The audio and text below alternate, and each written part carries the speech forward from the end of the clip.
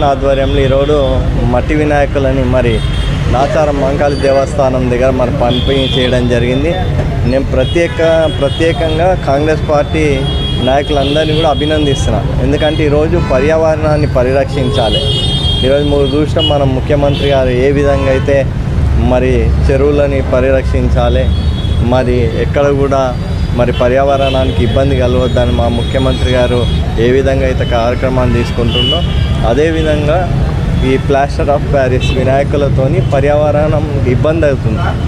అందుకని మట్టి వినాయకులను పంచడం ద్వారా ఒక మంచి కార్యక్రమాన్ని చేపట్టినందుకు ప్రత్యేకంగా మరి సంతోష్ని అదేవిధంగా మన ప్రకాశనని ఇక్కడ ఉన్న కాంగ్రెస్ పార్టీ నాయకులందరినీ కూడా అభినందిస్తూ ఇలాంటి కార్యక్రమాలు మరి ఇంకా ముందుకు మరిన్ని కార్యక్రమాలు చేపట్టాలి.